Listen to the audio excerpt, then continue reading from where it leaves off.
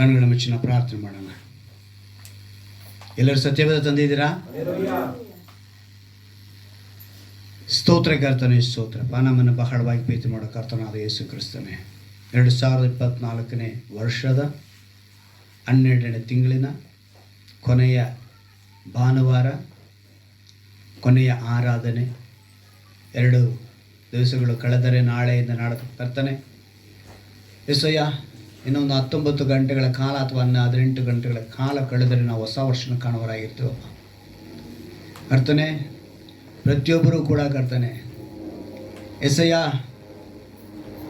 ಈ 365 ದಿವಸಗಳು, ಈ 29ನೇ ತಾರೀಕು, ಈ ಕ್ಷಣದವರೆಗೂ ಇನ್ನು 30, 31 2 ದಿವಸಗಳ ಕರ್ತನೆ ಎಸಯ್ಯ, ನೀನು ನಮ್ಮೊಂದಿಗಿದ್ದೀಯಾ ಕರ್ತನೆ. ಕೇವಲ 2 ದಿವಸಗಳಲ್ಲಿ ಕರ್ತನೆ ಹೊಸ ವರ್ಷನ ಕಾಣುವರಾಗಿದ್ದೇವೆ. ಒಂದೊಂದು ಕ್ಷಣ ನೀನು ನಡೆಸಿದ ರೀತಿಯನ್ನು ನಡೆಸಿಕೊಳ್ಳುವಾಗ ಅದು ಅದ್ಭುತವೂ ಅದ್ಭುತವೂ ಅದ್ಭುತವೂ ಅತಿಶಯ. ಈಗಲೂ ಕೂಡ ಈ ಕೊನೆಯ ಆರಾಧನೆಯಲ್ಲಿ ನಾವು ಈ ದಿವಸ ಕರ್ತನೆ ಒಂದು 18 ಗಂಟೆಗಳ ಕಾಲ ಕಳೆದ ತಕ್ಷಣ ಒಂದು ದಿವಸ ಕಳೆದು ಹೋಗುತ್ತೆ. ಮತ್ತು 24 ಗಂಟೆಗಳು ಕಳೆದ ಕೂಡಲೇ ಇನ್ನೊಂದು ದಿವಸ ಕಳೆದು ಹೋಗುತ್ತೆ. ಹೀಗೆ ಪ್ರತಿಯೊಂದು ಗಂಟೆಗೂ ಕರ್ತನೆ ದಿನಗಳು ಉರುಳ್ತಾ ಇದ್ದೇವೆ ಕರ್ತನೆ. ತಿಂಗಳು, ವರ್ಷ ಹೀಗೆ ಕಳೆದು ಹೋದವು. ನಿನ್ನ ವಾಗ್ದಾನದಂತೆ ನಮ್ಮ ನಡೆಸಿಕೊಂಡು ಬಂದಿದ್ದೀಯ. ಈ ತಿಂಗಳ ವಾಗ್ದಾನದಂತೆ ದೇವರೇ, ಸ್ವಕೀಯ ಜನರಾಗಿ ನೀನು ಸ್ವಂತ ಮಗನನ್ನು ಕರುಣಿಸುವಂತೆ ನಿನ್ನ ಕಾರ್ಯ ಸಾಧಿಸುವ ದಿನದಲ್ಲಿ ನಮಗೆ ಮಾತು ಕೊಟ್ಟು ಅದ್ಭುತವಾಗಿ ನಡೆಸಿಕೊಂಡು ಬಂದಿಯ. ನೀವು ಕೋಟಿ ಕೋಟಿ ಸ್ತೋತ್ರ. ಈಗಲೂ ಕೂಡ ನಿನ್ನ ದಾಸನನ್ನು ಮರೆಸಿ ನಮ್ಮೊಂದಿಗೆ ಮಾತನಾಡಬೇಕೆಂದು ಯೇಸುವಿನ ನಾಮದಲ್ಲಿ ಪ್ರಾರ್ಥಿಸ್ತೇನೆ. ಆಮೆನ್. Hallelujah, hallelujah, hallelujah. ಮತ್ತೊಂದು ಆವೃತ್ತಿ ನಿಮ್ಮೆಲ್ಲರನ್ನು ಕೂಡ ಕರ್ತನಾದ ಯೇಸು ಕ್ರಿಸ್ತನ ನಾಮದಲ್ಲಿ ನಾನು ಹಾರೈಸಿ ಆಶೀರ್ವಿಸುತ್ತೇನೆ. ನಮಗೆಲ್ಲರಿಗೂ ಕೂಡ ಒಂದು ಮಾತು ಅಂದರೆ, ನೀವೆಲ್ಲ ಒಂದು ಪ್ರಶ್ನೆ ನನ್ನ ಹತ್ರ ನೀವು ಕೇಳ್ಬೋದು ಅಥವಾ ಬೇರೆಯವ್ರ ಕೂಡ ಕೇಳ್ಬೋದು. ಬ್ರದರ್, ಎಲ್ಲ ಒಳ್ಳೆಯದಾಗಿದೆ ಅಲ್ವಾ? ಈ ಭೂಮಿ ಮೇಲೆ ಎಲ್ಲ ಒಳ್ಳೆಯದಾಗಿದೆ, ಚೆನ್ನಾಗಿದೆ. ಸರ್ವಸೃಷ್ಟಿಕರ್ತನಾದ ದೇವರು ಸೈತಾನನಿಗೆ ಅವಕಾಶ ಕೊಡಬೇಕಾಗಿ ಅಥವಾ ಅನುಮತಿ ಕೊಡಬೇಕಾಗಿರೋ ಕಾರಣ ಏನು? ಪ್ರಶ್ನೆ ಅಲ್ವಾ? ಎಲ್ಲ ಒಳ್ಳೆಯದಾಗಿದೆ ತಾನೆ, ಭೂಮಿ ಮೇಲೆ ಎಲ್ಲೂ ಒಳ್ಳೆದು ತಾನೇ ಇದೆ, ಚೆನ್ನಾಗಿದೆ, ನೋಡೋಕ್ಕೆ ಒಳ್ಳೆಯದಾಗಿದೆ. ಸರ್ವ ಸೃಷ್ಟಿಕರ್ತನ ಒಂದು ಆ ಸೃಷ್ಟಿಯ ಕ್ರಮ, ಆತನ ಒಂದು ಎಲ್ಲ ವಿಷಯಗಳಲ್ಲಿ ಎಲ್ಲವೂ ಒಳ್ಳೆಯದಾಗಿದೆ, ಚೆನ್ನಾಗಿದೆ. ಸೈತಾನನಿಗೆ ಉಂಟಾಗೋದಕ್ಕೆ ಯಾರು? ಸೈತಾನ ಉಂಟಾಗಬೇಕು ಅಂದ್ರೂ ಕೂಡ ಯಾರು ಬೇಕೋ? ಅಂದರೆ ಅವನ ಸೈತಾನನಾಗಿ ಉಂಟು ಮಾಡಲಿಲ್ಲ. ಚೆನ್ನಾಗಿ ಅರ್ಥ ಮಾಡ್ಕೊಳ್ಳಿ, ಅವನು ದೂತನು. ಆದರೆ ಆ ಸೈತಾನ ಉಂಟಾಗ್ತಾನೆ ಅಂತ ದೇವ್ರಿಗೆ ಗೊತ್ತಿರಲಿಲ್ವ? ಗೊತ್ತಿತ್ತಲ್ವಾ? ಗೊತ್ತಿದ್ರೂ ಕೂಡ ಅವನಿಗೆ ಅವಕಾಶ ಮತ್ತು ಅನುಮತಿ ಸಿಕ್ಬಿಡ್ತು. ದೇವರು ಈಗ ಅವನ್ನ ಯಾಕೆ ಅನುಮತಿ ಕೊಡಬೇಕು, ಅವಕಾಶ ಯಾಕೆ ಕೊಡಬೇಕು? ಅವನು ಲಾಕ್ ಮಾಡಿ ಇಡ್ಬೋದಾಗಿತ್ತಲ್ಲ. ಅವನ್ನ ಲಾಕ್ ಮಾಡಿ ಇಟ್ಬಿಟ್ಟಿದ್ರೆ ನಮ್ಮಲ್ಲಿ ಪಾಪವೆಂಬುದಕ್ಕೆ ಸ್ಥಳ ಇರ್ತಿರಲಿಲ್ಲ ಅಲ್ವಾ? ಇದು ಸಾಮಾನ್ಯವಾಗಿ ನಮ್ಮ ತಲೆಗಳಲ್ಲಿ ಬರಬೇಕಾಗಿರುವಂಥ ಒಂದು ಪ್ರಶ್ನೆ. ಅಂದರೆ ದೇವರ ಉದ್ದೇಶ, ನಿರ್ಣಯಗಳು ಮಾನವರಿಗೆ ಅಷ್ಟು ಸುಲಭವಾಗಿ ಅರ್ಥವಾಗುವುದು ಕಷ್ಟ. ಯಾರ್ದು? ದೇವರ ಉದ್ದೇಶ, ನಿರ್ಣಯ. ಉದ್ದೇಶ ಬೇರೆ, ನಿರ್ಣಯ ಬೇರೆ ಅಲ್ವಾ? ಆ ರೀತಿ ಅಂದರೆ ಆ ನಿರ್ಣಯಗಳು ಮತ್ತು ಆ ಉದ್ದೇಶಗಳು ನಮಗೆ ಅರ್ಥವಾಗೋದಕ್ಕೆ ಬಹಳ ಕಷ್ಟ ಇದೆ. ನೀವು ನೆನಪಿನಲ್ಲಿ ಇಡಬೇಕು, ಒಬ್ಬನೇ ಸೃಷ್ಟಿಕರ್ತ ಅಲ್ವಾ? ನಾನು ಕಳೆದ ದಿವಸದಲ್ಲಿ ಕೂಡ ಹೇಳಿದೆ, ಇಡೀ ಭೂಮಿಯಲ್ಲಿ ಎಷ್ಟೇ ನಾನಾ ವಿಧವಾದ ದೇವರುಗಳಿದ್ದರೂ ಕೂಡ ನಮ್ಮ ದೇವರು ದೇವಾದಿದೇವನು ಸೃಷ್ಟಿಕರ್ತನು ಒಬ್ಬನೇ. ಈಗ ಸೃಷ್ಟಿಕರ್ತನು ಒಬ್ಬನೇ ಇರುವಾಗ ಸೃಷ್ಟಿಯಿಂದ ಕೆಟ್ಟದ್ದು ಬರಲು ಸಾಧ್ಯವ? ಯೋಚನೆ ಮಾಡಿ. ದೇವರು ಎಲ್ಲವನ್ನ ಒಳ್ಳೆಯದಾಗಿ ತಾನೇ ಮಾಡಿದ್ದಾರೆ, ಎಲ್ಲಿಂದ ಕೆಟ್ಟದ್ದು ಉಂಟಿತು ಅಂತ ಹೇಳಿ ನಾವು ಪರೀಕ್ಷೆ ಮಾಡೋವಾಗ, ಯಾಕಂತ ಹೇಳಿದ್ರೆ ಆದಾಮ ಅವಳು ನೆಕ್ಸ್ಟ್ ಸ್ಟೆಪ್, ಅದು ಆದಾಮ ಅವಳು ನೆಕ್ಸ್ಟ್ ಸ್ಟೆಪ್ಪು, ಎರಡನೇವರವರು ಪಾಪ ಬರೋದಕ್ಕೆ. ಆದರೆ ಅದಕ್ಕಿನ್ನ ಮುಂಚೆ ಎಲ್ಲ ಒಳ್ಳೆಯದಾಗಿತ್ತು. ಆ ಒಳ್ಳೆಯದರಿಂದ ಕೆಟ್ಟದ್ದು ಬರೋದಕ್ಕೆ ಇನ್ನೊಬ್ಬನ ಮಧ್ಯದಲ್ಲಿದ್ದಾನೆ, ಅವನೇ ಸೈತಾನ, ಲೂಸಿಫರ್ ಅಲ್ವಾ? ಈಗ ಅವನು ಬರೋದಕ್ಕೆ ಹೇಗೆ ಸಾಧ್ಯ ಆಯಿತು? ನಿಮ್ಗೆ ಅರ್ಥ ಆಗೋ ರೀತಿಯಲ್ಲಿ ಒಂದು ಹೇಳ್ತೀನಿ. ನಾವು ತೆಗೆದುಕೊಳ್ಳುವ ಊಟ ಒಳ್ಳೆಯದಾ ಕೆಟ್ಟದ್ದಾ? ಅಲ್ವಾ? ನಾವು ತೆಗೆದುಕೊಳ್ಳುವ ಊಟ ಒಳ್ಳೆಯದಾಗಿರುವಾಗ ನಮ್ಮ ಶರೀರಕ್ಕೆ ಒಳಗಡೆ ಹೋಗಿ ಒಳ್ಳೆ ಆಹಾರ ತಾನೇ. ನಾವು ಯಾವ್ದನ್ನ ಕೆಟ್ಟದ್ದು ತಿಂತೀವ? ಅಳಿಸೋಗಿರೋದು ತಿಂತೀವ? ಆದರೆ ಕೆಟ್ಟದ್ರ ನಮಗೆ ಆ ಒಳ್ಳೆಯದು ಹೋಗಿ ಆ ಒಳ್ಳೆಯದ್ರಿಂದ ವೇಸ್ಟೇಜ್ ಅನ್ನೋದು ನಮ್ಮ ಶರೀರದಿಂದ ಹೊರಗೆ ಬರಬೇಕು. ಯಾವುದು? ನಾವು ತೆಗೆದುಕೊಂಡ ಆಹಾರದಿಂದ, ಒಳ್ಳೆಯ ಆಹಾರದಿಂದ ವೇಸ್ಟು, ಬೇಡವಾದದ್ದು ಅಂತ ಹೇಳಿ ಒಂದು ಹೊರಗಡೆ ಬಂದ್ರೇ ನಾವು ಆರೋಗ್ಯವಾಗಿರೋದಕ್ಕೆ ಸಾಧ್ಯ ಅಲ್ವಾ? ಹಾಗೆ ಸೃಷ್ಟಿಯ ಕ್ರಮ, ಅದರಲ್ಲಿ ಮಾನವನು ಸೇರ್ತಾನೆ, ಮನುಷ್ಯನು ಸೇರ್ತಾನೆ. ಈ ಸೃಷ್ಟಿಯ ಕ್ರಮವು ಎಲ್ಲವೂ ಒಳ್ಳೆಯದಾಗಿತ್ತು. ಆದರೆ ಆ ಒಳ್ಳೆಯದರಲ್ಲಿ ಒಂದು ಬೇಡವಾದದ್ದು ಹೊರಗೆ ಬಂತು, ಅದೇ ಸೈತಾನ. ಹಲ್ಲೆಲೂಯ. ಸೃಷ್ಟಿ ಏನಾಗಿದೆ? ಒಳ್ಳೆಯದಾಗಿದೆ. ನಮ್ಮ ಶರೀರದಲ್ಲಿ ಒಳ್ಳೆಯದು ಹೇಗೆ ಇತ್ತೋ ಅದರಲ್ಲಿ ವೇಸ್ಟೇಜ್ ಹೆಂಗೆ ಹೊರಗೆ ಬಂತೋ ಹಾಗೆ ಸೃಷ್ಟಿಯ ಕ್ರಮದಲ್ಲಿ ಮಾನವನನ್ನು ಸೇರಿ ಉಂಟು ಮಾಡಿರುವ ದೇವರ ಸೃಷ್ಟಿಯಲ್ಲಿ ಒಂದು ವೇಸ್ಟೇಜ್ ಹೊರಗೆ ಬಂದಿದೆ, ಅದೇ ಸೈತಾನ. ಹಲ್ಲೆಲೂಯ. ಇದನ್ನು ನಾವು ತಿಳಿದುಕೊಂಡ್ರೆ ಖಂಡಿತವಾಗಲೂ ನಮಗೆ ಸೈತಾನನಿಂದ ನಮ್ಗೆ ಏನೂ ನಡೆಯಲ್ಲ ಅನ್ನೋ ಧೈರ್ಯಕ್ಕೆ ನಾವು ಬರ್ತೀವಿ. ಅವನು ಯಾರು? ವೇಸ್ಟೇಜ್. ಅವನು ಆ ಸೈತಾನ ಯಾರು? ವೇಸ್ಟೇಜ್. ಈಗ ಅವನಿಲ್ಲ ಅಂತ ಹೇಳಿದ್ರೆ ನಮಗೆ ಪರೀಕ್ಷೆನೇ ಇಲ್ಲ ಅಂತ ಆಗುತ್ತೆ. ಇವಾಗ ಅವನಿರೋದ್ರಿಂದಾನೇ ನಮಗೆ ಟೆಸ್ಟ್, ಎಕ್ಸಾಮ್. ಈ ಪರೀಕ್ಷೆ ಅನ್ನೋದೇ ಅವನಿರೋದ್ರಿಂದ. ಅವನಿಲ್ಲ ಅಂತ ಹೇಳಿದರೆ ನಮಗೆ there is no test, there is no exam. ಸುಮ್ಮನೆ ನಾವೆಲ್ಲರೂ ಸ್ಕೂಲ್ ಕೂಡ ಬರಬೇಕಾಗಿರೋ ಅವಶ್ಯಕತೆಯೇ ಇರ್ತಾಯಿಲ್ಲ, ಹಂಗಾಗ್ಬಿಡ್ತಿತ್ತು. ಆದರೆ ಇವೆಲ್ಲವೂ ಕೂಡ ದೇವರ ಉದ್ದೇಶದಲ್ಲಿದೆ. ದೇವರ ಉದ್ದೇಶದಲ್ಲಿರೋದ್ರಿಂದ ಆ ಬೇಡವಾದದ್ದು ಬಂದಾಗ ದೇವರು ಒಂದು ಕಡೆ ಹೇಳ್ತಾರೆ, ಸ್ವಸ್ಥ ಚಿತ್ತರಾಗಿರ್ರಿ. ಯಾಕಂದರೆ ಅವನು ವೇಸ್ಟೇಜಾಗಿ ಹೊರಗೆ ಬಂದವನೇ. ಅವನು ಹೊರಗೆ ಬಂದಿದ್ದು ಏನು ಮಾಡಬೇಕು ಅಂತ ಅಂದ್ಕೊಂಡಿದ್ದಾನೆ ಅಂತ ಹೇಳಿದ್ರೆ ಯಾರನ್ನ ನುಂಗುಲಿ. ಅದಕ್ಕೆ ದೇವರ ವಾಕ್ಯ 1 ಪೇತ್ರ 5:8 ಹೇಳಿದ್ದೆ, ಸ್ವಸ್ಥ ಚಿತ್ತರಾಗಿರಿ. ಹೇಗಿರ್ಬೇಕಂತೆ? ಸ್ವಸ್ಥ ಚಿತ್ತರಾಗಿರಿ. ಯಾಕಂದರೆ ಇವತ್ತು ನಮಗೆ ಸ್ವಸ್ಥ ಚಿತ್ತ ಇಲ್ಲ. ಇನ್ನೊಂದು ವಿಷಯನೋ, ಯಾರೋ ವಿಷಯನೋ, ಇಲ್ವಾ ಇನ್ನೊಂದು ಇದರಲ್ಲೋ. ಮನೆಗಳಲ್ಲಿ ಚೆನ್ನಾಗಿ ಯೋಚನೆ ಮಾಡಿ, ನಮ್ಮ ಸ್ವಂತ ವಿಷಯಕ್ಕೆ ಜಗಳ ಬರಲ್ಲ, ಯಾರೋ ವಿಷಯಕ್ಕೆ ಗಂಡ ಹೆಂಡತಿ ಜಗಳ ಆಡ್ತಾ ಇರ್ತಾರೆ. ಇವ್ರು ಹೇಳ್ತಾನೆ, ಅವ್ರು ಹಂಗಲ್ಲಮ್ಮ, ನಿನಗೇನು ಗೊತ್ತ್ರಿ, ಅವ್ರು ಹಿಂಗೆ ಇದ್ರು ಅಂತ ಹೇಳಿದ ತಕ್ಷಣ ನಾನು ಹೇಳಿದ್ದು ಸರಿ ಇಲ್ವಾ, ನೀನು ಹೇಳಿದೆ. ಯಾರು ಇವರಿಬ್ಬರಿಗೆ ಏನಾರು ಇತ್ತು ಆ ವಿಷಯ? ಸಂಬಂಧನೇ ಇಲ್ಲ. ಆದರೆ ಇವರಿಬ್ಬರಿಗೆ ಹೆಂಗೆ ಬಂತು ಜಗಳ? ಯಾರೋ ವಿಷಯ, ನಾದ್ನೀನೋ, ಅಣ್ಣನೋ, ತಮ್ಮನೋ, ತಂಗಿನೋ, ಅಥವಾ ಪಕ್ಕದ ಮನೆಯವರೋ, ಅಥವಾ ಕೆಲಸದಲ್ಲಿ ಇದ್ದವರೋ, ಅಥವಾ ನಮ್ಮ ಕಣ್ಮುಂದೆ ಯಾರೋ ಕಂಡ್ರು. ಕಾರಣವಿಲ್ಲದಂತೆ ಜಗಳ ಮನೆಯಲ್ಲಿ ಹುಟ್ಟುಬಿಡುತ್ತೆ, ಸಮಾಧಾನ ಹುಟ್ಟೋಯ್ತು. ಅದಕ್ಕೇ ಫಸ್ಟ್ ನೀವು ಸ್ವಸ್ಥ ಚಿತ್ತರಾಗಿರಬೇಕು. ಒಂದು ಸ್ಟಡಿ ಮೈಂಡಲ್ಲಿ ಇರಬೇಕು. ನೀವು ಸ್ವಸ್ಥ ಚಿತ್ತರಾಗಿರಿ, ಎಚ್ಚರವಾಗಿರಿ. ಹೆಂಗಿರಬೇಕು? ಎಚ್ಚರವಾಗಿರಬೇಕು.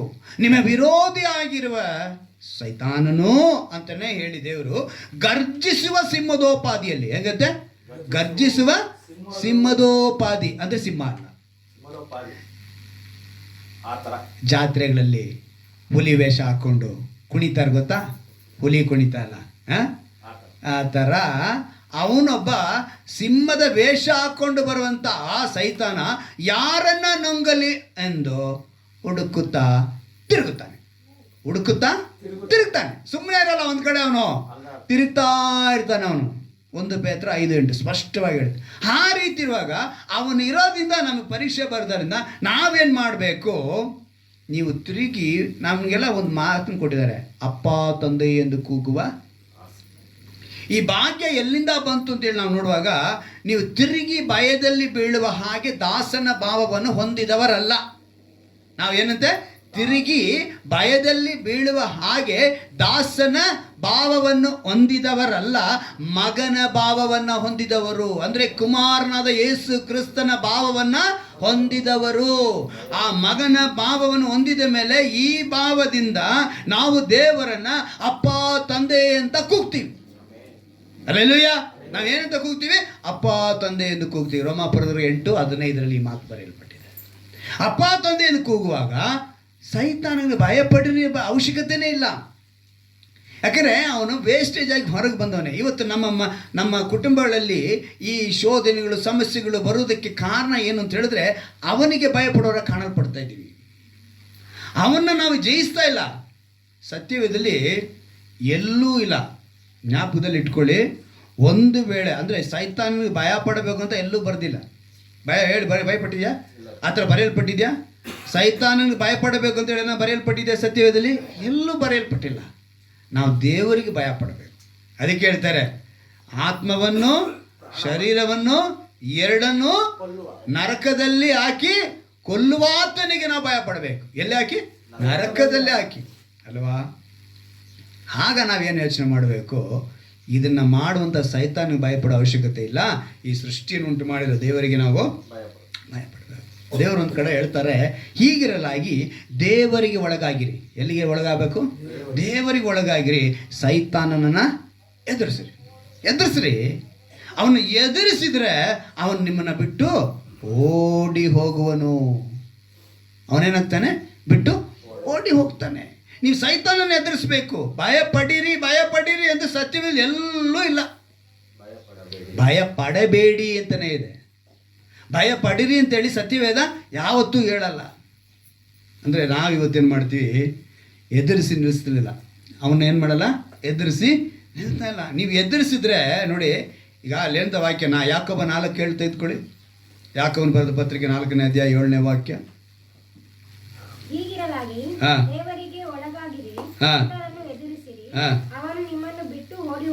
ಯಾರನ್ನ ಎದುರಿಸ್ಬೇಕಂತೆ?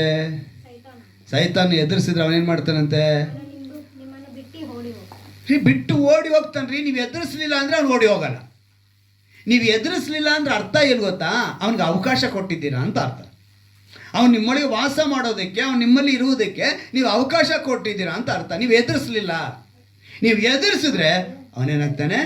ಬಿಟ್ಟು ಓಡಿ ಹೋಗ್ತಾನೆ. ಅದರಿಂದನೇ ಎಲ್ಲವೂ ಎಣಿಕೆ ಆಗಿದೆ. ಅವನು ಏನಕ್ಕೆ ಬಿಟ್ಟು ಓಡಿ ಹೋಗ್ತಾನೆ ಗೊತ್ತಾ? ಅವನಿಂದ ಏನು ಮಾಡೋಕ್ಕೆ ಸಾಧ್ಯ. ನಾನು ಕಳೆದ ವಾರದ ಕೂಡ ಹೇಳಿದೆ, ನಮ್ಮ ತಲೆ ಕೂದಲು ಕೂಡ ಎಣಿಕೆಯಾಗಿದೆ. ಏನಾಗಿದೆ? ಎಣಿಕೆಯಾಗಿದೆ. ಯಾಕಂದರೆ ದೇವರು ಸ್ಪಷ್ಟವಾಗಿ ಹೇಳ್ತಾರೆ, ನನಗೆ ಈ ಮಾತನ್ನು ಓದಬೇಕಿದ್ರೆ ಒಂದು ಚೆನ್ನಾಗಿ ಒಂದು ಒಳ್ಳೆ ಮಾತನ್ನು ನೆನಪು ತಗೊಂಬಂದರು. 1 ಯೋಹಾನನ ಬರೆದ ಪತ್ರಿಕೆ 4ನೇ ಅಧ್ಯಾಯ, 1 ಯೋಹಾನನ ಬರೆದ ಪತ್ರಿಕೆ 4ನೇ ಅಧ್ಯಾಯ 18ನೇ ವಾಕ್ಯ. ಸಾಕು. ಏನು ಹೇಳಿದೆ? ಅಲ್ಲಿಗೆ ನಿಮಗೆ ಭಯ ಬಂತು ಅಂದರೆ ಏನಿಲ್ಲ. ಯಾರ ಮೇಲೆ? ದೇವರ ಮೇಲೆ ಇಲ್ಲ, ಒಬ್ಬರ ಮೇಲೂ ಇಲ್ಲ. ದೇವರು ಹೇಳಿದ್ದು ನಿನ್ನಂತೆ ನಿನ್ನ ನೆರವನ್ನ ಪ್ರೀತಿಸಬೇಕು ಅಂತ ಹೇಳುವಾಗ ಮೊದಲು ದೇವರ ಪ್ರೀತಿ ನಿನ್ನಲ್ಲಿ ಇರಬೇಕು. ಕಾಣದೇ ಇರೋ ಸಹೋದರನ ಏನಂತ? ಕಾಣದೇ ಇರೋ ಸಹೋದರನ, ಕಾಣದೇ ಇರೋ ದೇವರನ್ನ ಅದನ್ನ ಹೇಳ್ಬೇಕು. ಕಾಣದೇ ಇರೋ ಸಹೋದರ, ಕಣ್ಣು ಮುಂದೆ ಇರೋ ಸಹೋದರನನ್ನು ಪ್ರೀತಿಸಿದವನು ಕಾಣದೇ ಇರುವ ದೇವರನ್ನ ಪ್ರೀತಿಸಲಾರನು. ಆಗ ನಿನ್ನ ಕಣ್ಣು ಮುಂದೆ ಇರುವಂಥ ಸಹೋದರನ ನಾವು ಪ್ರೀತಿ ಮಾಡಬೇಕು ಅಂತ ಹೇಳಾಯ್ತು. ಪ್ರೀತಿ ಇರೋ ಜಾಗದಲ್ಲಿ ಏನಿಲ್ಲ? ಹೆದರಿಕೆ ಇಲ್ಲ. ಸೊ ಹೆದರಿಕೆ ಇತ್ತು ಅಂದರೆ ಅಲ್ಲಿ ಪ್ರೀತಿ ಇಲ್ಲ ಅಂತ ಅರ್ಥ. ಆವಾಗ ದೇವರು ನಿಮಗೆ ಸ್ಪಷ್ಟವಾಗಿ ಹೇಳ್ತಾರೆ, ನೀವು ಅವ್ರನ್ನ ಪೂರ್ಣ ಹೃದಯದಿಂದ, ಪೂರ್ಣ ಮನಸ್ಸಿನಿಂದ, ಪೂರ್ಣ ಶಕ್ತಿಯಿಂದ, ಪೂರ್ಣ ಬಲದಿಂದ ಆತನ ನೀವು ಪ್ರೀತಿಸ್ತಾ ಇಲ್ಲ. ಕರ್ತವ್ಯಕ್ಕಾಗಿ, ಅಭ್ಯಾಸಕ್ಕಾಗಿ ನಾನು ಕ್ರೈಸ್ತನಾಗಿ ಕನ್ವರ್ಟ್ ಆಗಿಬಿಟ್ಟೆ ಅನ್ನೋ ಉದ್ದೇಶ. ಕನ್ವರ್ಟ್ ಅಲ್ಲ, ಇದು ಮಾನಸಾಂತರ. ಕನ್ವರ್ಟ್ ಅಂದ್ರೇನು? ಬದಲಾವಣೆ ಮಾಡೋದು ಅದಲ್ಲ. ನೀವು ಮತಾಂತರ ಮಾಡೋದು ಕನ್ವರ್ಟ್ ಅಂದರೆ. ನೀವು ಮಾನಸಾಂತರ ಹೊಂದಿರುವವರು, ಅದನ್ನು ಚೆನ್ನಾಗಿ ಇಟ್ಕೊಳ್ಳಿ. ಮೊನ್ನೆ ಕೂಡ ಒಂದು ಟಿ ಶರ್ಟ್ ನಾನು ನೋಡಿದೆ, Jesus is my saviour but is not my religion ಅಂತ ಹಾಕಿದ್ರು. ಒಳ್ಳೆ ಟಿ ಶರ್ಟ್ ನೋಡಿದೆ, ತಗೋಬೇಕು ಅಂತ ಆಸೆ ಆಯ್ತು ನನಗೆ. ಅದನ್ನು Jesus is my saviour but is not my religion ಅಂತ ಹಾಕಿತ್ತು. ನನ್ನ ಮತವಲ್ಲ, ಧರ್ಮವಲ್ಲ, ಆದರೆ ಅವರು ನನ್ನ ರಕ್ಷಕ. ಆ ಹೆಸರೇ ನಮ್ಮ ಸಭೆಗೆ ದೇವರು ಕೊಟ್ಟಿರೋದು. ಹಲ್ಲೆಲೂಯಾ. ಒಂದು ಅದ್ಭುತವಾದ ಹೆಸರು, ರಕ್ಷಕನಾದ ಯೇಸು ಕ್ರಿಸ್ತನ ಸಭೆ. ರಕ್ಷಕನಾತನು, ಆತನು ಇರುವಾಗ ನೀವು ಗಮನಿಸಬೇಕು, ಪ್ರೀತಿ ಇರುವುದಲ್ಲಿ ಏನಿಲ್ಲ? ಭಯ ಇಲ್ಲ. ಅಲ್ಲಿಗೆ ನೀವು ಭಯ ಬಂತು ಅಂದರೆ ಸೈತಾನನಿಗೆ ಅವಕಾಶ ಕೊಟ್ಟಿದ್ದೀರಾ. ಈಗ ಈ ಒಂದು ಜಾಗದಲ್ಲಿ ಈ ಲೈಟ್ ಆಫ್ ಮಾಡಿದ ತಕ್ಷಣ ಇಲ್ಲೇನು ಬಂದು ಆವರಿಸ್ಕೊಳ್ಳುತ್ತೆ? ಅದೇ ಆ ಲೈಟ್ ಹಾಕಿದ ತಕ್ಷಣ ಯಾವ್ದು ಹೊಟ್ಟೋಯ್ತು? ನೀವು ಬೆಳಕಾಗ್ಬಿಡ್ರಿ. ಕ್ರಿಸ್ಮಸ್ ಹಬ್ಬಕ್ಕೆ ನಾನು ಹೇಳಿದ್ನಲ್ಲ, ಸ್ಟಾರ್ ಹಾಕೋದೇನಕ್ಕೆ? ನಾವೇ ಬೆಳಕಾಗ್ಬಿಡ್ಬೇಕು. ನಾವು ಬೆಳಕಾಗ್ಬಿಟ್ರೆ ಗೂಗಲ್ ಮ್ಯಾಪ್ ಹಾಕ್ತೀವಿ. ಯಾರಿಗೆ ಗೂಗಲ್ ಮ್ಯಾಪು? ರಕ್ಷಕನು ಹುಟ್ಟಿದ್ದಾನೆ ತೋರಿಸೋದಕ್ಕೆ ಗೂಗಲ್ ಮ್ಯಾಪ್ ಆಗ್ಬಿಡಿ. ಸೊ ನಾವೇನಾಗಬೇಕು? ನಾವೇ ಬೆಳಕಾಗ್ಬಿಡ್ಬೇಕು. ಈ ತಿಂಗಳು ಕ್ಯಾಲೆಂಡ್ರಲ್ಲಿ ಎಷ್ಟು ಜನ ನಾವು ಗಮನಿಸ್ತಿದ್ರೋ ಗೊತ್ತಿಲ್ಲ, ಕ್ರಿಸ್ತನಲ್ಲಿದ್ದು ಬೆಳಕಾಗಿದ್ದೀರಿ. ಇದೆಯಾ ಕ್ಯಾಲೆಂಡ್ರಲ್ಲಿ? ನನ್ನ ಕಣ್ಮುಂದೆ ಕ್ಯಾಲೆಂಡರ್ ಇಲ್ಲ, ಕ್ಯಾಲೆಂಡರ್ ಮುಚ್ಚೋಗಿದೆ. ಅದು ನನ್ನ ನೆನಪಿನಲ್ಲೈತೆ. ನವಂಬರ್ ಡಿಸೆಂಬರ್ ತಿಂಗಳಲ್ಲಿ ನಮ್ಮ ಮೇಲೆ ಕ್ಯಾಲೆಂಡರ್ ಮೇಲೆ ಹಾಕಿರೋದು, ನೀವು ಕ್ರಿಸ್ತನಲ್ಲಿದ್ದು ಬೆಳಕಾಗಿದ್ದೀರಿ. ನಾವು ಬೆಳಕಾಗೋದಕ್ಕೆ ಕ್ರಿಸ್ತನಲ್ಲಿರಬೇಕು. ಸೊ ಬೆಳಕಾದ ಮೇಲೆ ಕತ್ತಲೆಗೆ ಅಲ್ಲೇನಿಲ್ಲ, ಅವಕಾಶ ಇಲ್ಲ, ಸ್ಥಳ ಇಲ್ಲ. ಸೊ ನಾವು ಬೆಳಕಾಗ್ಬಿಟ್ರೆ ಖಂಡಿತವಾಗಲು ಮೇಲೆ ಹೋಗಿ. ಎಫೆಸರು ಬರೆದ ಪತ್ರಿಕೆಯಲ್ಲಿ 5ನೇ ಅಧ್ಯಾಯದಲ್ಲಿ 8ನೇ ವಾಕ್ಯ ಒಂದು ಅದ್ಭುತವಾದ ಮಾತು ಬರೆಯಲ್ಪಟ್ಟಿದೆ ನೋಡಿ. ಎಫೆಸರಿಗೆ ಬರೆದ ಪತ್ರಿಕೆ, ಅದೇ ಆ ವಾಕ್ಯ ಯಾವುದು? ಕ್ರಿಸ್ತನಲ್ಲಿದ್ದು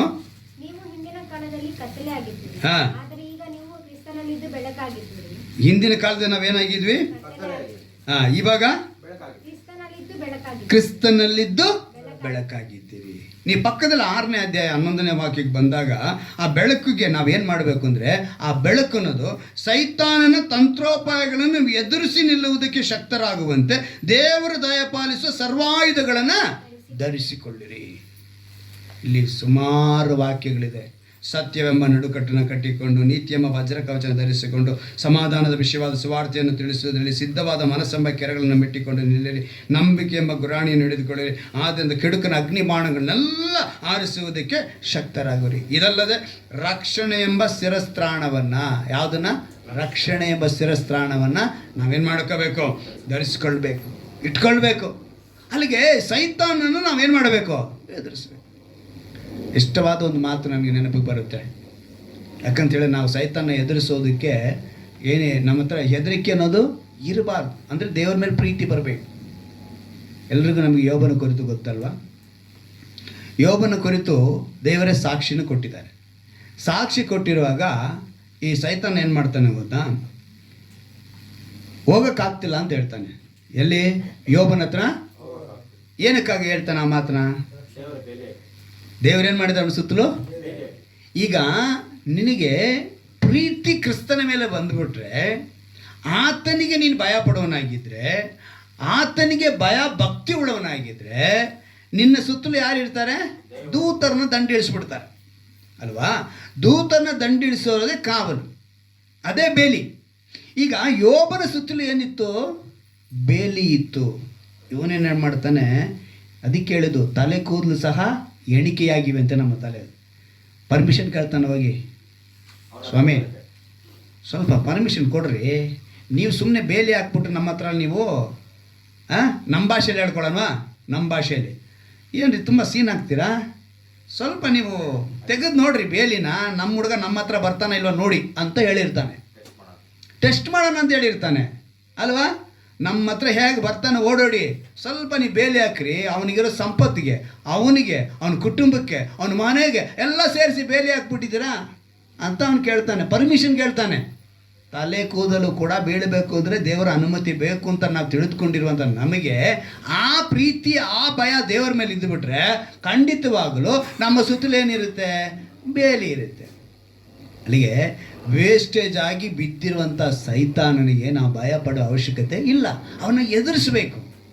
ನಮ್ಮ ಚಿಂತನೆಯಲ್ಲಿ ಅವನು ಇರಲೇಬಾರ್ದು.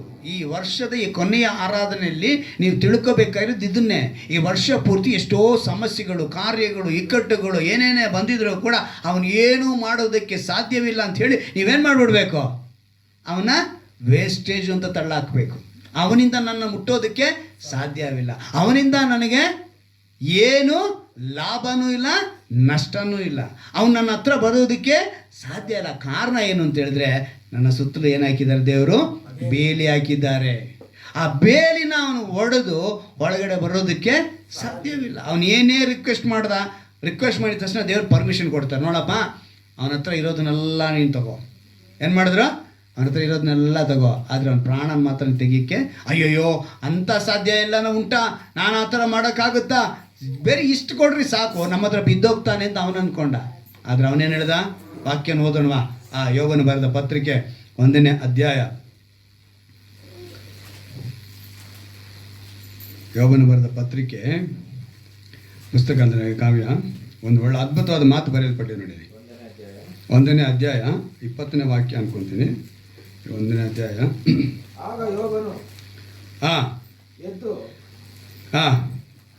ಮೇಲಂಗಿಯನ್ನು ಹರಿದುಕೊಂಡು ತಲೆ ಬೋಳಿಸಿಕೊಂಡು ನೆಲದಲ್ಲಿ ಅಡ್ಡ ಬಿದ್ದು ನಮಸ್ಕರಿಸಿ, ಏನೂ ಇಲ್ಲದವನಾಗಿ ತಾಯಿಯ ಗರ್ಭದಿಂದ ಬಂದೆನು, ಏನೂ ಇಲ್ಲದವನಾಗಿಯೇ ಗತಿಸಿ ಹೋಗುವೆನು.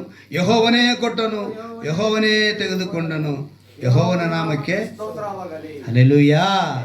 2024ನೇ ವರ್ಷದಲ್ಲಿ ಏನೇನು ನೀವು ಬೇಡಿಕೊಂಡಿದ್ರೋ, ಎಷ್ಟು ನೆರವೇರಿತೋ ಎಷ್ಟು ನೆರವೇರಲಿಲ್ವೋ ನಿಮಗೂ ದೇವರಿಗೆ ಮಾತ್ರ ಲೆಕ್ಕ ಉಂಟು. ಇದರಲ್ಲಿ ನೀವು ಹೇಳಬೇಕಾಗಿರೋದು ಈಗ ಯೋಬನ ಮಾತಿನಂತೆ, ಈ ವರ್ಷ ಪೂರ್ತಿ ನಮ್ಮನ್ನು ಬೇಲಿಟ್ಟು ಕಾದು ರಕ್ಷಿಸ್ಕೊಂಡು ಬಂದಿದ್ಯಾಪ್ಪ, ಆದರೆ ಎಷ್ಟು ನೆರವೇರ್ತೋ ಎಷ್ಟು ನೆರವೇರಲಿಲ್ವೋ ನೀನೇ ಕೊಟ್ಟಿದ್ಯಾ, ನೀನೇ ತೆಗೆದುಕೊಂಡಿದ್ಯಾ. ಈ ಸಿಕ್ಕೆ ನಾನೇನು ಮಾಡ್ತಾ ಇದ್ದೀನಿ? ಸ್ತೋತ್ರ ಅಂತ ಹೇಳಬೇಕು. ಹಲ್ಲೆಲೂಯಾ. ನೀವು ಹೇಳಬೇಕಾಗಿರೋದೆ ಸ್ತೋತ್ರ. ಅಂದರೆ ನೋಡಿ, ಅಂಥವನನ್ನು ನೋಡಿ ನಾವು ಭಯಪಟ್ಟರೆ ಅವನು ನಮ್ಮ ಹತ್ರ ಇನ್ನು ಅಂಟ್ಕೊಳ್ತಾನೆ. ಅವನು ಎದುರಿಸಿದ್ರೆ ಅವನೇನು ಮಾಡ್ತಾನೆ? ಓಡಿ ಹೋಗ್ತಾನೆ. ಶತ್ರು ಏನು ಮಾಡ್ತಾನೆ? ಓಡಿ ಹೋಗ್ತಾನೆ. ಯೇಸು ಒಂದು ಕಡೆ ಹೇಳ್ತಾರೆ, ದುರಿಚ್ಛೆಗಳನ್ನು ನಡೆಸಬೇಡ್ರಿ ಅಂತ. ಯಾಕಂತ ಹೇಳಿದ್ರೆ, ಯಾವಾಗ ನೀವು ಅವನಿಗೆ ಭಯ ಪಡೋರಾಗ್ತೀರಿ ಅಂತ ಹೇಳಿದ್ರೆ ಅವನದು ನಿಮ್ಮ ಹತ್ರ ಇದೆ ಅಂತ ಅರ್ಥ. ಅವನ ಪ್ರೀತಿ ನಿಮ್ಮೊಳಗಿದೆ ಅಂತ, ದೇವರ ಪ್ರೀತಿ ನಿಮ್ಮಲ್ಲಿಲ್ಲ ಅಂತ ಅರ್ಥ. ಯೋಹಾನ ಬರೆದ ಸುವಾರ್ತೆ 8ನೇ ಅಧ್ಯಾಯದ 44ನೇ ವಾಕ್ಯದ ಹೇಳಿದೆ, ದುರಿಚ್ಛೆಗಳನ್ನು ನಡೆಸಬೇಡ್ರಿ. ಏನು ಮಾಡ್ರಿ? ದುರಿಚ್ಛೆಗಳನ್ನು ನಡೆಸಬೇಡ್ರಿ. ಅವನು ಸುಳ್ಳಿಗೆ ಮೂಲ ತಂದೆ. ಅವನದು ನಿಮ್ಮೊಳಗೆ ಬರಬಾರ್ದು. ಅವನ ತಂದೆಯಾಗಿ ನಿಮಗೆ ಇರಬಾರ್ದು, ನಾನು ನಿಮಗೆ ತಂದೆಯಾಗಿರಬೇಕು. ಅವರಿಗೆ ಹೇಳ್ತಾ ಇದ್ದಾರೆ, ನೀವು ದಾಸನ ಪ್ರಭಾವವನ್ನು ಹೊಂದಿದವರಾಗಿದ್ದೀರಿ, ಅಪ್ಪ ತಂದೆ ಎಂದು ಕೂಗುವ ಭಾಗ್ಯವನ್ನು ಹೊಂದಿದ್ದೀರಿ. ನಾವು ಅಪ್ಪ ತಂದೆ ಎಂದು ಕೂಗುವ ಭಾಗ್ಯ ಯಾವುದಿರಬೇಕು? ದೇವಾದಿ ದೇವನು ಯೇಸು ಕ್ರಿಸ್ತನನ್ನು ಕೂಗುವಂತಾರೆ. ಆದರೆ ಯಾವಾಗ ನೀವು ಸೈತಾನಿಗೆ ಅವಕಾಶ ಕೊಡ್ತೀರೋ ಅವನು ನಿಮಗೆ ತಂದೆ ಆಗ್ಬಿಡ್ತಾನೆ. ಆ ವಾಕ್ಯನ ಓದೋಣ ನೋಡಿ. ಯೋಹಾನ ಬರೆದ ಸುವಾರ್ತೆ 8ನೇ ಅಧ್ಯಾಯ. ಯೋಹಾನ ಬರೆದ ಸುವಾರ್ತೆ 8ನೇ ಅಧ್ಯಾಯ 43ನೇ ವಾಕ್ಯದಿಂದ ಹೇಳ್ತೀನಿ ನೋಡಿ. ನೀವು ನನ್ನ ಮಾತನ್ನು ಗ್ರಹಿಸದೇ ಇರುವುದಕ್ಕೆ ಕಾರಣವೇನು? ನನ್ನ ಬೋಧನೆಗೆ ಕಿವಿಗೊಡಲಾರದೆ ಇರುವುದೇ ಕಾರಣ. ಸೈತಾನ ನಿಮ್ಮ ತಂದೆ. ಇಲ್ಲಿ ದಾಸನ ಭಾವವನ್ನು ಹೊಂದಿದವರಾಗಿ, ಅಪ್ಪ ತಂದೆಯ ಕೂಗುವ ಭಾಗ್ಯವನ್ನು ಹೊಂದಿದವರಾಗಿ ನಾವಿರಬೇಕು ಅಂದರೆ, ಆದರೆ ನಾವೇನು ಮಾಡ್ತಾ ಇದ್ದೀವಿ? ಪ್ರೀತಿ ಇಲ್ಲದ ನಿಮಿತ್ತ ಹೆದರಿಕೆ ಉಂಟಾಯಿತು. ಹೆದರಿಕೆ ಬರೋದಕ್ಕೆ ಕಾರಣ ನಮ್ಮ ತಂದೆ ಅವನಾದ. ಯಾರಾದವನು? ಸೈತಾನ ನಿಮ್ಮ ತಂದೆ ಆದ. ಸೈತಾನ್ ನಿಮ್ಮ ತಂದೆ ಆಗಿದ ಕಾರಣ ನೀವು ಆ ತಂದೆಯಿಂದ ಹುಟ್ಟಿಯವರಾಗಿದ್ದು ನಿಮ್ಮ ತಂದೆಯ ದುರಿಚ್ಛೆಗಳನ್ನು ನಡೆಸಬೇಕೆಂದಿದ್ದೀರಿ. ಯಾವುದು? ಸೈತಾನ ನಮ್ಮ ತಂದೆಯ ದುರಿಚ್ಛೆಗಳನ್ನು ನಡೆಸುವರಾಗಿದ್ದೀವಿ. ಆದ್ದರಿಂದ ಏನಾಗ್ತಾ ಇದೆ? ಅವನ ಆದಿಯಿಂದಲೂ ಕೊಲೆಗಾರನಾಗಿದ್ದು ಸತ್ಯದಲ್ಲಿ ನಿಲ್ಲಲಿಲ್ಲ. ಅವನಲ್ಲಿ ಸತ್ಯವೂ ಇಲ್ಲವೇ ಇಲ್ಲ. ಅವನು ಸುಳ್ಳಾಡುವಾಗ ಸ್ವಭಾವಾನುಸಾರವಾಗಿ ಆಡುತ್ತಾನೆ. ಅವನು ಸುಳ್ಳುಗಾರನು, ಸುಳ್ಳಿಗೆ ಮೂಲ ಪುರುಷನಾಗಿದ್ದಾನೆ. ನಾನು ಸತ್ಯವನ್ನು ಹೇಳುವುದರಿಂದ ನೀವು ನನ್ನನ್ನು ನಂಬುವುದಿಲ್ಲ. ದೇವರು ಸತ್ಯನ ಹೇಳೋರು, ನೀವು ಸತ್ಯದಲ್ಲಿ ಇರಬೇಕು. ಅದಕ್ಕೇನೆ ಪ್ರೀತಿ ಇರೋ ಜಾಗಕ್ಕೆ ಅವ್ರು ಹೇಳ್ತಾರೆ. ಅಂದರೆ ಸೈತಾನನ ಎದುರಿಸಬೇಕು. ನಾವು ಎದುರಿಸಿದ್ರೆ ಓಡಿ ಹೋಗ್ತಾರೆ. ಈ ಮಾತನ್ನು ಚೆನ್ನಾಗಿ ಭೂತ ಕನ್ನಡಿ ಅಂತ ಹೇಳ್ತಾರೆ, ಗೊತ್ತಾ? ನೋಡ್ತೀರಾ? ಅದನ್ನು ಹಾಕಿ ನೋಡಿ, ಅದನ್ನು ಅಕ್ಷರದ ಮೇಲೆ ಹಾಕಿ ನೋಡಿ ಭೂತ ಕನ್ನಡದಲ್ಲಿ ಏನಂತ ಹೇಳಿ. ಎಷ್ಟು ದಪ್ಪ ಕಾಣಿಸ್ತು ಗೊತ್ತಾ? ನಾವು ಎದುರಿಸಿದ್ರೆ ಅವ್ನು ಓಡಿ ಹೋಗ್ತಾನೆ ರೀ. ವಾಕ್ಯ ಹೇಳಿದೆ, ಸುಳ್ಳಾಗಲ್ಲ. ಏನಂತ ಹೇಳಿದ್ರು? ಸೈತಾನನ ಎದುರಿಸ್ರಿ, ಓಡಿ ಹೋಗ್ತಾನೆ ಅಂತ ಹೇಳ್ಬಿಟ್ಟಿದ್ದಾರೆ ಸ್ಪಷ್ಟವಾಗಿ. ಯಾಕೋಬನು 4:7. ಈಗ ಹೇಳಿದ ಮೇಲೂ ಕೂಡ ನಾವು ಎದುರಿಸಲಿಲ್ಲ ಅಂತ ಹೇಳಿದ್ರೆ ಅವನಿಗೂ ನಮಗೂ ಸಂಬಂಧ ಆಗೋಯ್ತು. ಅವನು ನಮ್ಮ ತಂದೆ ಆಗಿಬಿಡ್ತಾನೆ. ಅವನ ತಂದೆ ಆಗಿದ್ದ ತಕ್ಷಣ ಅವನ ದುರಿಚ್ಛೆಗಳೆಲ್ಲ ನಮ್ಮಲ್ಲಿ ಬಂದ್ಬಿಡುತ್ತೆ. ಅವನ ದುರಿಚ್ಛೆಗಳು ನಾನಾ ವಿಧವಾದ ರೂಪ ಅಂತ ತಡೆಯುತ್ತೆ. ಆ ನಾನಾ ವಿಧವಾದ ರೂಪ ಏನು ಮಾಡುತ್ತೆ? ನಮ್ಮ ಎಲ್ಲ ಆಶೀರ್ವಾದಗಳಿಗೆ ತಡೆಯಾಗುತ್ತೆ, ಸಮಾಧಾನ ಕೇಡು ಬರುತ್ತೆ. ಅದು ಹೇಳಿದ್ನಲ್ಲ, ಸಣ್ಣ ವಿಷಯ, ಯಾರೋ ವಿಷಯಕ್ಕೆ ಗಂಡ ಹೆಂಡತಿ ಜಗಳ, ಮನೆಯಲ್ಲಿ ಈ 3ನೇ ವ್ಯಕ್ತಿಯಿಂದ ನಾವು ಜಗಳ ಮಾಡಿಕೊಂಡು ಸಮಾಧಾನ ಕೇಳಿ ಮಾಡ್ಕೊಳ್ಳೋದು ಏನಕ್ಕೆ?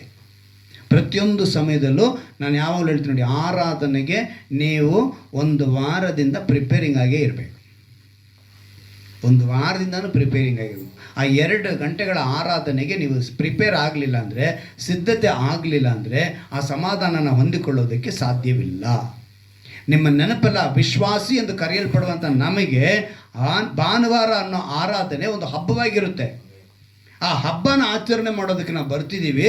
ಇಲ್ಲಿ ಆಚರಣೆಗೆ ನಾಯಕನಾಗಿ, ಗೆಸ್ಟ್ ಆಗಿ, ಹೋಸ್ಟಿಂಗ್ ಮಾಡೋರಾಗಿ ಅಥವಾ ನಡೆಸುವರಾಗಿ ಎಲ್ಲವಾಗಿರೋದು ಕರ್ತನಾದ ಯೇಸು ಕ್ರಿಸ್ತನು. ಹಲ್ಲೆಲೂಯಾ.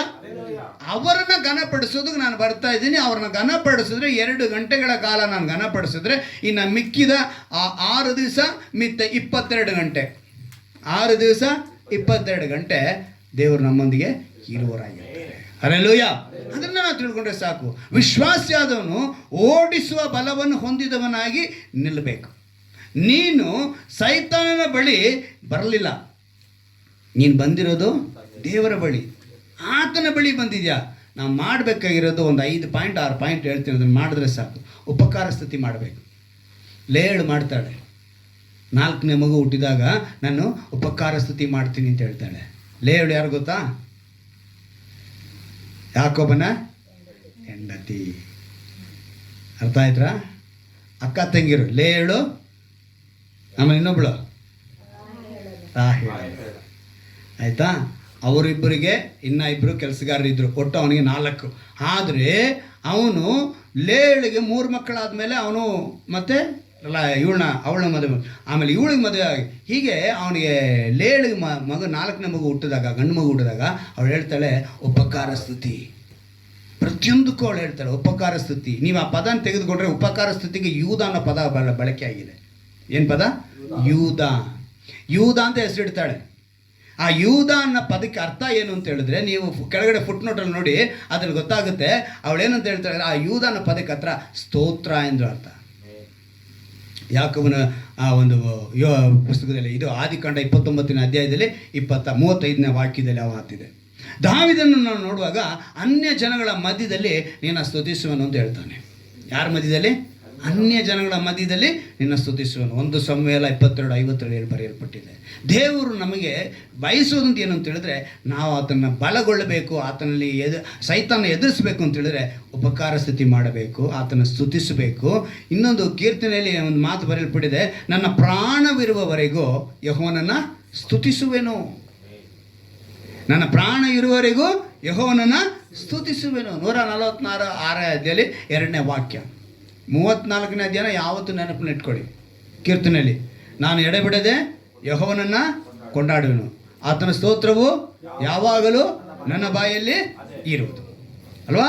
ಅದನ್ನು ನೆನಪಿನಲ್ಲಿ ಇಟ್ಕೊಳ್ಳಿ, ಯಾವಾಗಲೂ ಸ್ತೋತ್ರ ಮಾಡಿ. ಪ್ರತಿಯೊಂದು ಫಿಲಿಪಿಯರು 4ನೇ ಅಧ್ಯಾಯ ಮತ್ತು 20ನೇ ವಾಕ್ಯ, ಅದರಲ್ಲೂ ಕೂಡ ಯಾವ ಸಂಬಂಧವಾಗಿಯೂ ಚಿಂತೆ ಮಾಡದೆ ಸರ್ವ ವಿಷಯದಲ್ಲಿ ದೇವರಿಗೆ ಕೃತಜ್ಞತಾಸ್ತುತಿಗಳನ್ನು, ವಿಜ್ಞಾಪನೆಗಳನ್ನು, ಮನವಿಗಳನ್ನು ಸಲ್ಲಿಸಿರಿ. ಆಗ ಎಲ್ಲ ಗ್ರಹಿಕೆಯನ್ನು ಮೀರುವ ದೇವಶಾಂತಿಯು ನಿಮ್ಮನ್ನು ಆಳ್ವಿಕೆ ಮಾಡುತ್ತದೆ.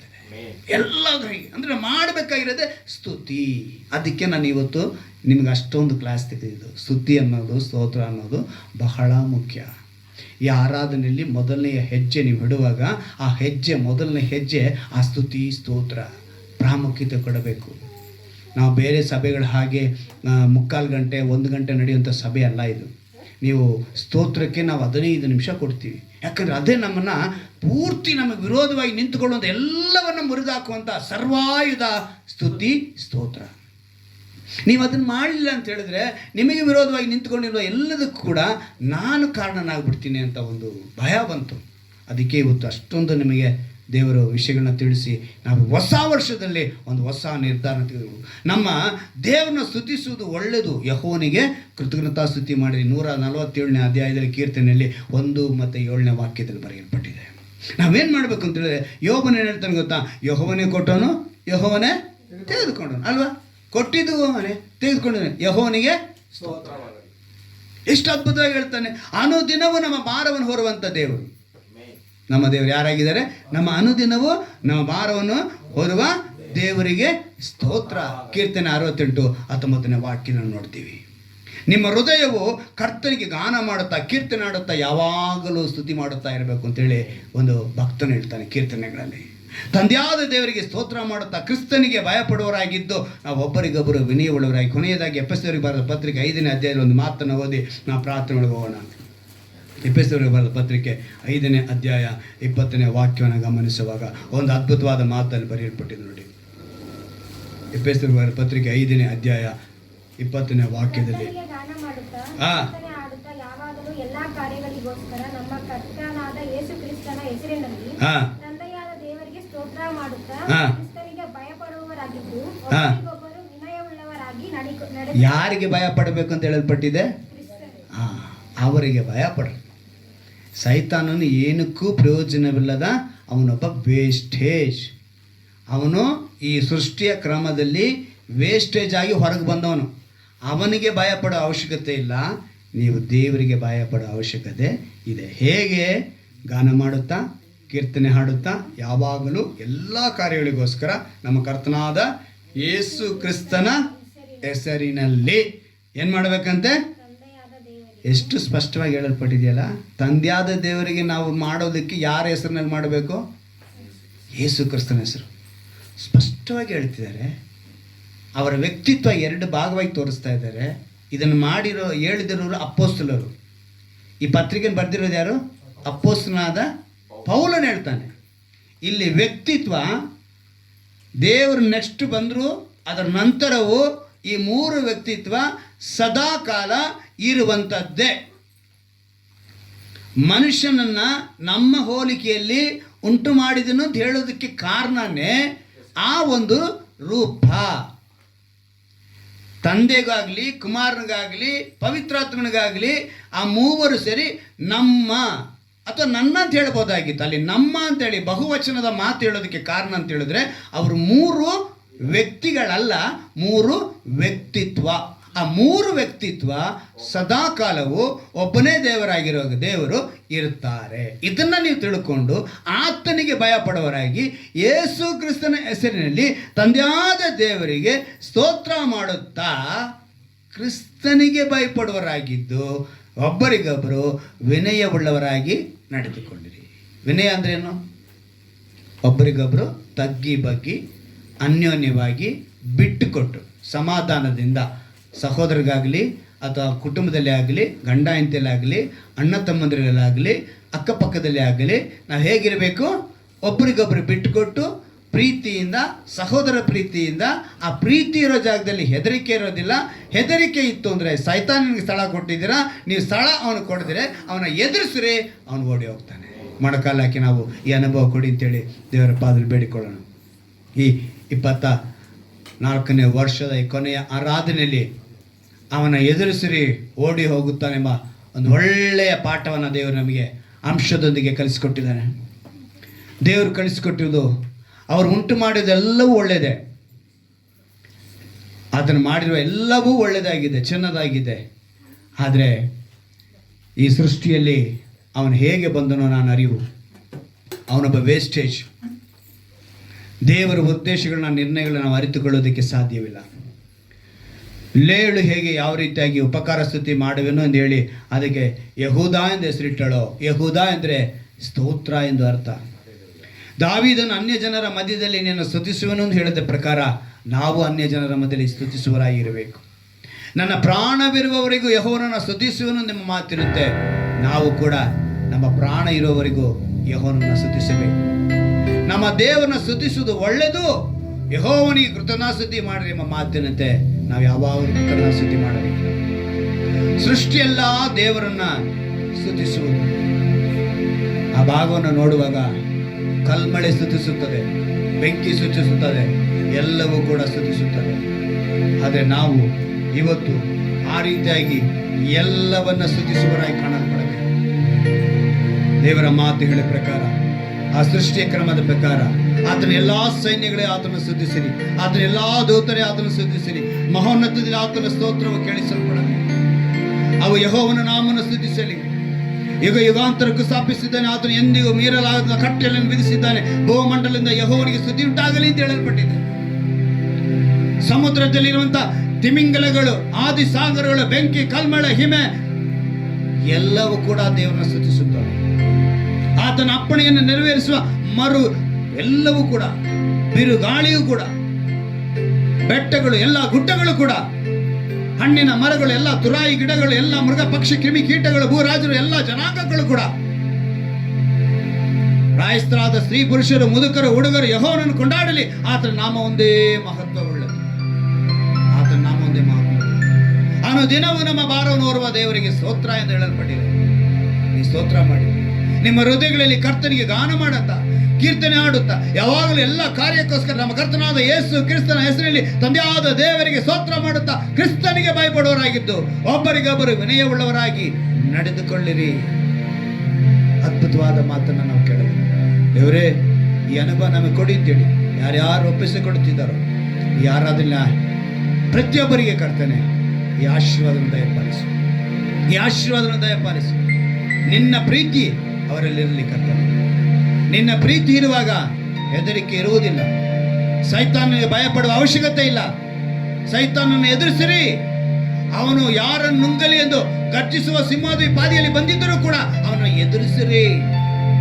ಓಡಿ ಹೋಗುತ್ತಾನೆ ಮಾತನ್ನ ಯೇಸುವೆ ನಾವು ನಂಬುತ್ತೇವೆ ಅಂತೇಳಿ ಯಾರ್ಯಾರು ಒಪ್ಪಿಸಿಕೊಡುತ್ತಿದ್ದಾರೋ, ಸೈತಾನನ್ನು ಎದುರಿಸಿ ನಿಲ್ಲುವುದಕ್ಕೆ ಶಕ್ತರಾಗಿ ನಿಂತಿದ್ದಾರೋ, ಸರ್ವಾಯುಧಗಳನ್ನು ಧರಿಸಿಕೊಂಡಿದ್ದಾರೋ, ಸತ್ಯವೆಂಬ ನಡುಕಟ್ಟನ್ನು ಮೆಟ್ಟಿಕೊಂಡವರಾಗಿ, ನಂಬಿಕೆ ಎಂಬ ಗುರಾಣಿಯ ನಡೆದವರಾಗಿ ನಿಂತುಕೊಳ್ಳುವಂತೆ ಕೃಪೆ ಮಾಡಿಕೊಡು ಕರ್ತನೆ.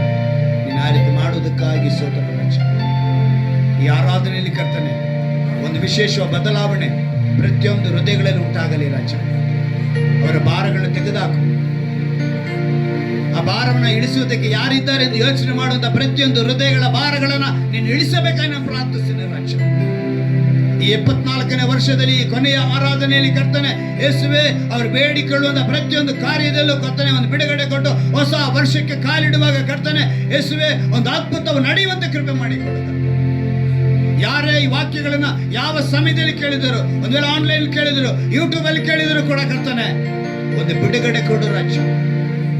ಅವರ ಸಮಾಧಾನ ಆಳ್ವಿಕೆ ಮಾಡಲಿ ಕರ್ತನೆ. ಎಷ್ಟೋ ಕುಟುಂಬಗಳ ಮಧ್ಯದಲ್ಲಿ ಕರ್ತನೆ ಅನಾವಶ್ಯಕವಾದ ಸಮಾಧಾನದ ಕೊರತೆ ರಾಜ್ಯ. ಹೆತ್ತವರಿಂದ, ಮಕ್ಕಳಿಂದ, ಹೆಂಡತಿಯಿಂದ, ಗಂಡನಿಂದ ಸಮಾಧಾನ ಕೊರತೆ ಉಂಟಾಗುವ ಪ್ರತಿಯೊಂದು ಕುಟುಂಬಕ್ಕಾಗಿ ಸ್ತೋತ್ರ ಮಾಡುತ್ತಿದ್ದೇನೆ. ಅವರೆಲ್ಲರಲ್ಲಿಯೂ ಕೂಡ ಕರ್ತನೆ ಒಂದು ಅನ್ಯೋನ್ಯತೆ, ಒಂದು ಐಕ್ಯತೆ, ಕ್ರಿಸ್ತನ ಪ್ರೀತಿ ನೆಲೆಗೊಳ್ಳುವಂತೆ ನೀವು ನನ್ನಲ್ಲಿಯೂ ನನ್ನ ವಾಕ್ಯಗಳು ನಿಮ್ಮಲ್ಲಿ ನೆಲೆಗೊಂಡಿದ್ರೆ ಏನು ಬೇಕಾದ್ರೂ ಬೇಡಿಕೊಳ್ಳಿರಿ, ಅದು ನೆರವೇರುವ ಮಾತು ನೆರವೇರುವಂತೆ ನಿನ್ನಲ್ಲಿ ನೆಲೆಗೊಳ್ಳುವಂತೆ ಕೃಪೆ ಮಾಡಿಕೊಳ್ಳಿ. ವಾಕ್ಯಕ್ಕೆ ಒಪ್ಪಿಸಿಕೊಟ್ಟವರಾಗಿ ಉಪಯೋಗಿಸಿಕೊಳ್ಳುತ್ತಾನೆ. ವಾಕ್ಯಕ್ಕಾಗಿ ಬದುಕುವಂತೆ ಕೃಪೆ ಮಾಡಿಕೊಡು. ಪ್ರತಿಯೊಬ್ಬ ಹೃದಯವಲ್ಲೂ ಕೂಡ ಕರ್ತನ ನಿರ್ಮಲಪಡಿಸು ಕರ್ತನೆ. ಶಾಂತಿಯಿಂದ ತುಂಬಲ್ಪಡಲಿ. ಇದೋ ನನ್ನ ಶಾಂತಿಯನ್ನು ಬಿಟ್ಟು ಹೋಗುತ್ತೇನೆ ಅಂತ ಹೇಳಿದ್ಯಪ್ಪ, ಆ ಶಾಂತಿ ಇವರನ್ನು ಆಳ್ವಿಕೆ ಮಾಡಲಿ. ಭೂಮುಲೋಕದಲ್ಲಿ ಕರ್ತನೆ ಸಮಾಧಾನ ಉಂಟಾಗಲಿ ಅಂತ ಹೇಳಲ್ಪಟ್ಟಿದೆ. ಮೇಲಿನ ಲೋಕದಲ್ಲಿ ಮಹಿಮೆ ಕರ್ತನೆ, ಆ ಸಮಾಧಾನ ಇವರನ್ನು ಆಳ್ವಿಕೆ ಮಾಡಲಿ ರಾಜ. ಎಷ್ಟೋ ಭಾರಗಳು ಕರ್ತನೆ ಯಾರೂ ಕೂಡ ಕರ್ತನೆ ಅದನ್ನು ಕರಗಿಸುವುದಕ್ಕೋ ಅದನ್ನು ಇಳಿಸುವುದಕ್ಕೋ ಹಂಚಿಕೊಳ್ಳುವುದಕ್ಕೋ ಸಾಧ್ಯವಿಲ್ಲ ರಾಜ. ಆದ್ರೆ ಅನುದಿನವೂ ನಮ್ಮ ಭಾರವನ್ನು ಹೊರುವ ದೇವರು ನೀನೊಬ್ಬನೇ ಅಪ್ಪ. ನಿನಗೆ ಸ್ತೋತ್ರ ಕರ್ತನೆ. ಆ ಭಾರಗಳನ್ನು ತೆಗೆದಾಗ ಎಲ್ಲರನ್ನ ಬಲಪಡಿಸು ಕರ್ತನೆ. ಮಕ್ಕಳಿಗೆ ಕರ್ತನೆ ಪ್ರತಿಯೊಂದು ಮಕ್ಕಳನ್ನ ಬಲಪಡಿಸು. ಬುದ್ಧಿವಂತರಾಗಿರುವಂತೆ ಕೃಪೆ ಮಾಡಿ. ಯೌವನಸ್ಥನ ಒಬ್ಬೊಬ್ಬರನ್ನು ಮುಟ್ಟು ಕರ್ತನೆ ತಮ್ಮ ಯೌವನ ಪ್ರಾಯವನ್ನ ನಿನಗಾಗಿ ಕರ್ತನೆ ಪ್ರಕಾಶಿಸುವುದಕ್ಕೆ ಅವರು ತಮ್ಮ ಬದುಕನ್ನ ಕರ್ತನೆ ಅದಕ್ಕಾಗಿ ಉಪಯೋಗಿಸಿಕೊಳ್ಳುವಂತೆ ಈ ಮಕ್ಕಳನ್ನು ನೀನು ಪ್ರೇರೇಪಿಸು ಕರ್ತನೆ. ಪ್ರತಿಯೊಬ್ಬರನ್ನು ಕರ್ತನೆ ಕುಟುಂಬವಾಗಿ ಒಪ್ಪಿಸಿಕೊಡುತ್ತೇನೆ. ಪ್ರತಿಯೊಬ್ಬರು ಗಂಡ ಹೆಂಡತಿಯಾಗಿ ಇಬ್ಬರನ್ನು ಸೇರಿಸಿ ಕರೆದು ಒಪ್ಪಿಸಿಕೊಡುತ್ತೇನೆ.